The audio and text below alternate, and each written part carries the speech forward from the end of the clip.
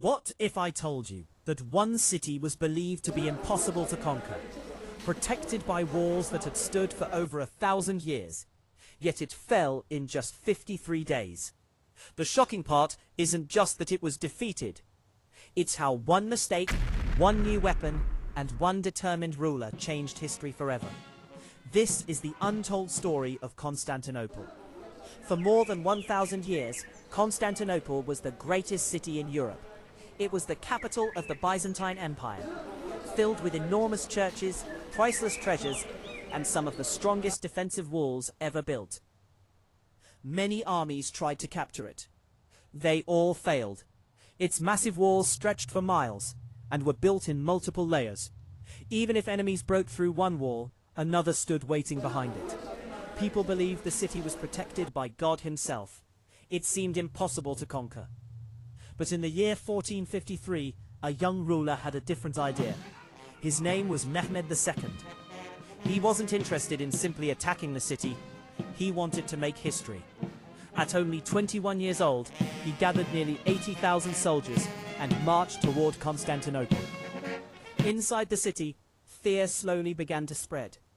The Byzantine Emperor, Constantine XI, knew they were badly outnumbered. He had only around 7,000 defenders. Yet surrender was never an option. The city prepared for one final stand. As the Ottoman army surrounded Constantinople, they brought something the world had never seen before: gigantic cannons. These weren't ordinary weapons.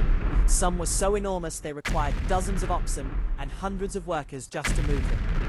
One cannon could fire a massive stone ball weighing hundreds of kilograms. Every explosion shook the earth.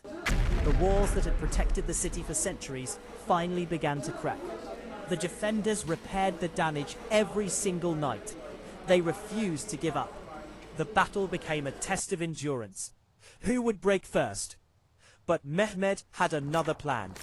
The entrance to the city's harbor was protected by a huge iron chain stretched across the water.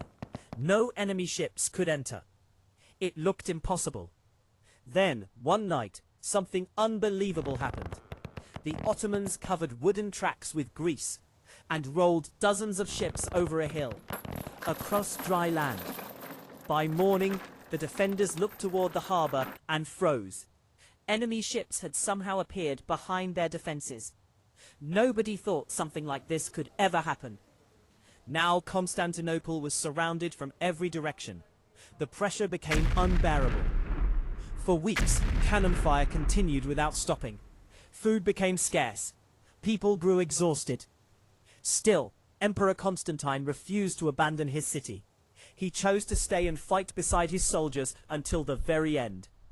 Then came May 29th, 1453. Before sunrise, the Ottomans launched one final massive attack.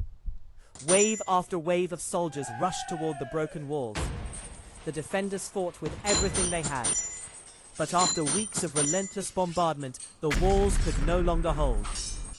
According to many historical accounts, a small gate may have been left open during the chaos. Whether this truly changed the outcome is still debated by historians. But what happened next is certain. Ottoman forces broke into the city. The battle reached its final moments. Emperor Constantine XI removed his royal symbols so no one would recognize him. Instead of escaping, he charged into battle alongside his men.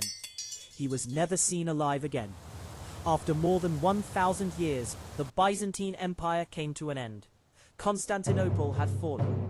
The city soon became the capital of the Ottoman Empire, and over time transformed into the modern city of Istanbul. Its fall changed the world forever. Trade routes shifted. Kingdoms were forced to search for new paths to Asia. Many historians believe these events helped inspire the great age of exploration that followed. One city's fall reshaped global history. What once seemed impossible had become reality. Sometimes history isn't changed by the biggest army. It's changed by determination, innovation, and a single moment when the impossible suddenly becomes possible. So here's the question.